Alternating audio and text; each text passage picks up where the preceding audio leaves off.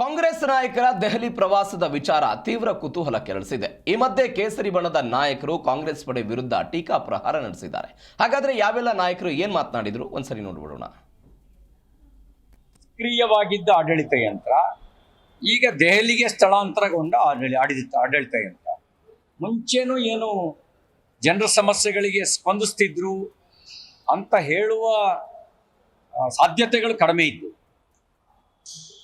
ಜನರ ಸಮಸ್ಯೆಗಳಿಗೆ ಸ್ಪಂದಿಸ್ತಾ ಇದ್ರೆ ಅಂಗನವಾಡಿ ಶಿಕ್ಷಕಿಯರು, ಆಶಾ ಕಾರ್ಯಕರ್ತರು, ಅತಿಥಿ ಉಪನ್ಯಾಸಕರು, KSRTC ನೌಕರರು ಚಳವಳಿ ದಾರಿಯನ್ನು ಯಾಕೆ ಹಿಡಿತಾ ಇದ್ರು? ಅವ್ರಿಗೆ ಸ್ಪಂದಿಸ್ತಿಲ್ಲ ಅಂತಾನೆ ಚಳವಳಿ ದಾರಿಯನ್ನು ಹಿಡಿದಿದ್ದು.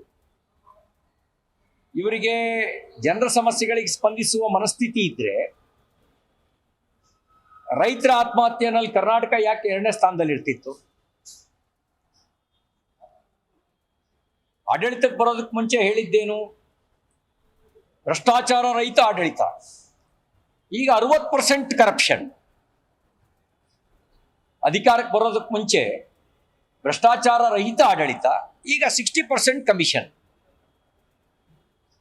ಎಲ್ಲಿದೆ ಭ್ರಷ್ಟಾಚಾರ ರಹಿತ ಆಡಳಿತ?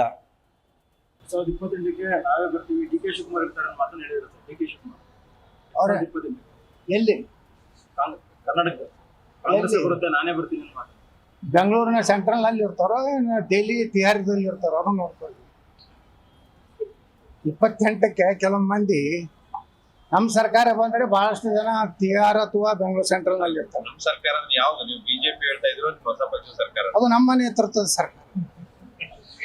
ಅದು ಬಿಜೆಪಿನೂ ಆಗಿರ್ಬೋದು, JCPನೂ ಆಗಿರ್ಬೋದು. ಎರಡರೊಳಗೆ ಯಾವ್ದಾದ್ರು ಒಂದು ಸರ್ಕಾರ ಇರ್ಬೋದು. ಸರ್ಕಾರ ಜನರಿಗೆ ಬೇಕಾಗಿತ್ತು, ಪ್ರಾಮಾಣಿಕ ಸರ್ಕಾರ ಬೇಕಾಗಿದೆ. ಈ ಕಳ್ಳರ ಗ್ಯಾಂಗ್ಗಳನ್ನ ಮತ್ತೆ ಅವ್ರನ್ನೇ ಮಾಡೋದ್ರ ಲಾಭ ಏನು? ಜನರಿಗೇನು ಲಾಭ?